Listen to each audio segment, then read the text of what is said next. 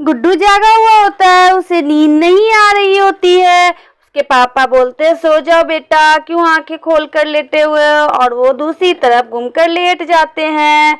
और गुड्डू ऊपर छत की तरफ देख रहा होता है। तो तभी किचन से बर्तन के खटपट की आवाज आती है। अरे इतनी रात में किचन में कौन है? मम्मी पापा तो यहाँ है, गुड़िया नानी के घर गई है। और गुड्डू को परेशानी हो जाता है और वो बोलता है पापा पापा उठो ना पापा। क्या हुआ बेटा, क्यों परेशान कर रहे हो? सो जाओ, चलो सो जाओ। और गुड्डू के पापा दूसरी तरफ मुंह कर कर सो जाते हैं। गुड्डू धीरे धीरे नीचे उतरता है। नाइट बॉल की रोशनी में रूम में हल्की हल्की रोशनी होती है। और टप्पू रूम में से बाहर की तरफ आता है और किचन की तरफ जाने लगता है। पर उसे डर भी लग रहा होता है, कहीं चोर तो नहीं आ गया मेरे घर में। पापा को फिर से उठाने चला जाता है। पापा पापा उठे ना, पापा उठे। उसके आवाज पे भी उसके पापा नहीं उठते हैं। में चेयर के पीछे छुपकर देखता है। गुड्डू को डर भी लग रहा होता है। तभी देखता है किचन में एक चोर है। वो चेहरे पे मास्क पहने हुआ है और उसका एक हाथ डेस्क पे रखा हुआ है। ये कैसा चोर है? ये तो अपना हाथ अपने हाथ में लेकर घूमता है। अरे मुझे डर लग रहा है, मैं क्या करूं? हाथ तो यही भूल जाता। अरे ये कैसा घर है, कुछ भी नहीं मिला खाने को। मुझे भूख लगी हुई है बहुत तेज। ऐसा करता हूँ मैं खाना खुद से बना लेता हूँ। और डाकू पतीली में कुछ चढ़ाने लगता है। अरे तब तक तो ये लोग उठ जाएंगे। ऐसा करता हूँ कुछ चोरी करके ही भाग जाता हूँ। कमरे की तरफ जाने लगता है। चेयर के पीछे अच्छे से छिप जाता है और फिर गुड्डू धीरे धीरे उठकर खड़ा होता है। ये खड़ा होकर गुड्डू किचन की तरफ जाता है उस चोर का हाथ लेने के लिए।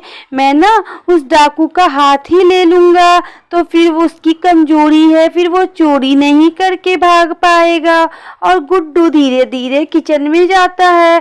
किचन के सारे सामान फैले पड़े हैं फर्श पे और किचन का डेस्क पे हाथ रखा हुआ है।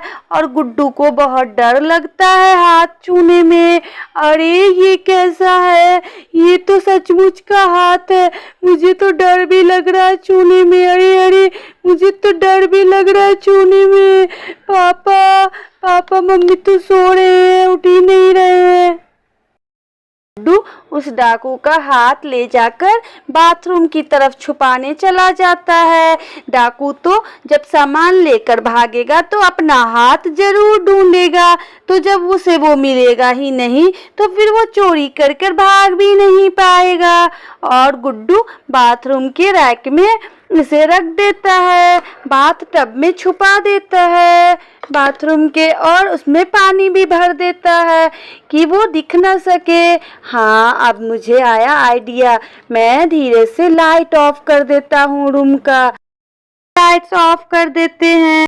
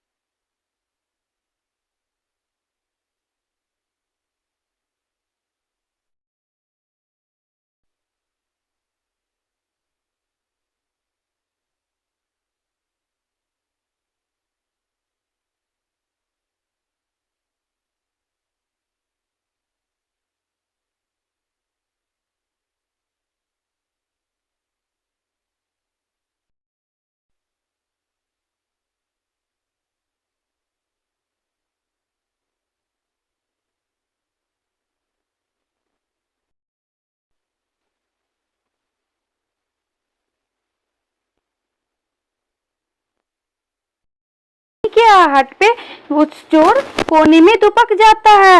तभी जोया के गुड्डू के पापा चोर को सर पे एक डंडा मारते हैं। चोर वहां जाकर गिरता है।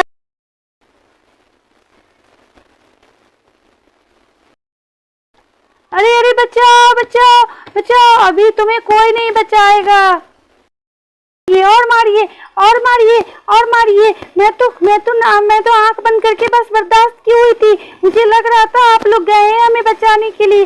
ये कोने में चोर खड़ा हुआ था यहाँ पर। और मारिए और मारिए। और जोया भी चिल्लाने लगती है उठकर, मैं चोर नहीं हूँ, मुझे भूख लगा था। अरे तुम कितना झूठ बोलोगे। चलो अब तुम पुलिस के पास चलो। और गुड्डू के पापा चोर को लेकर बाहर की तरफ जाते हैं। अरे छोड़े मुझे, मेरा हाथ तो लेने दे। नहीं नहीं, अब तुम्हें हाथ नहीं मिलेगा। अरे मैं हाथ के बिना नहीं जी सकता, वो हाथ मेरा साथी है।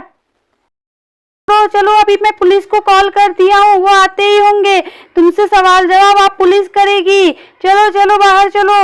और चोर को लेकर गुड्डू के पापा बाहर की तरफ जाते हैं और चोर को लेकर बाहर खम्भे में बांध देते हैं। अभी पुलिस आती ही होगी।